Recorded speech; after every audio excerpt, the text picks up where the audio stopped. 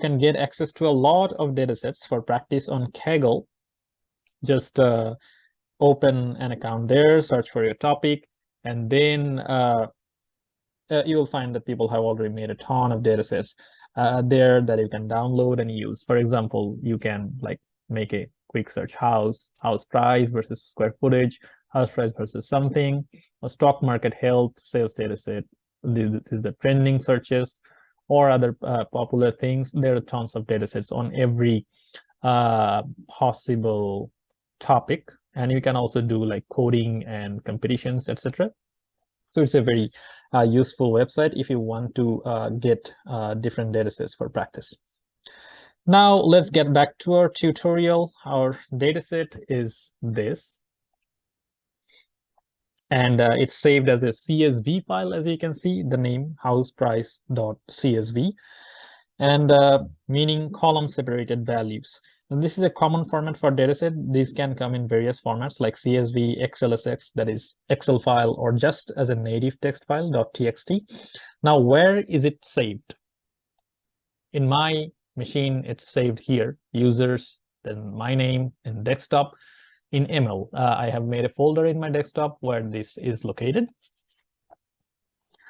And first, we'll set up our directory in the coding. We're in the Jupyter Notebook. First thing we have to do is to set up the directory. We import the OS module, and then we use this command. We just copy the directory, this one, and just paste it here in the parentheses. So just make sure that you notice the double slash format. You just edit it like this, so that Python will know that your directory is this folder, and when you try to read any data set, it will read from this folder, so it will not show any error. The next thing is libraries. What's that? Libraries contain functions and commands to make your tasks easy. Let's say you want to do some numerical calculation. If you use some built-in library regarding that, you don't have to write anything on your own. Rather, you just call the function from a library and it will do the job for you. And your code will be shorter and cleaner. And if you need plotting, you just use a library regarding plotting, and it will make plotting easier for you. So we'll leverage that resources, as there are tons of built-in libraries in Python. In our case, we want to use a data set. We want to deal with numbers, and we want to plot the data. So we will import these three directories: NumPy, and PyPlot, and Pandas.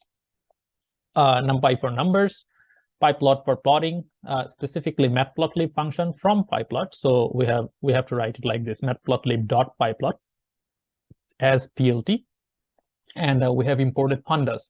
As we are dealing with dataset, so many functions will be conveniently available in this module. And then we can bring in our dataset.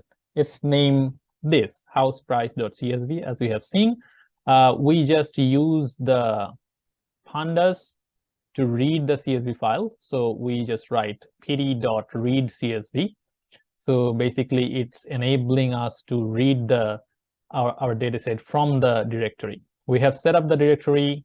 We have imported the module that can read the dataset, and then we're reading that particular dataset, and we're naming it as df. Pandas actually save this in this coding environment as a data frame, so we can name it in short df. Or you can use any arbitrary name as you want. So now, if we want to see the data set, if we want to see the data frame, then we just have to run this command, df, the name actually.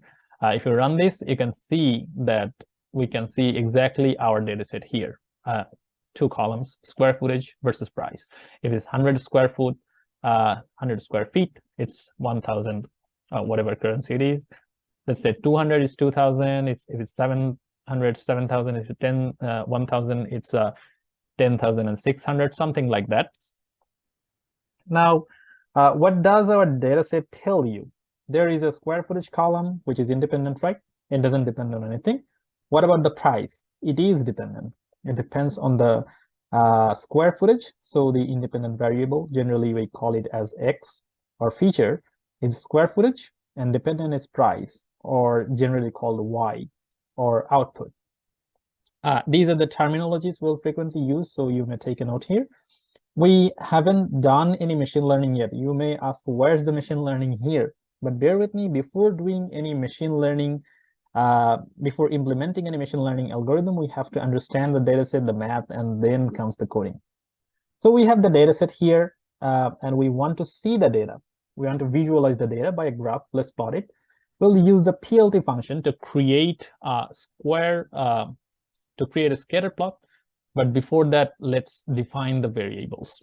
The independent variable X is the square footage. So we take the data frame, we take the particular column in our data frame and call it as X.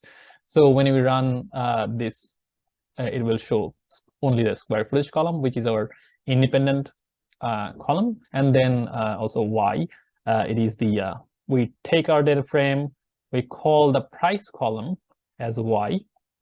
So if we call Y, it will show this column. Now, coming back to visualizing, we use the plt.scatter to make a scatter graph. And what will be the scatter graph? The first thing that we call would be the X, and the second thing that we call would be the Y. So it will plot square footage versus price.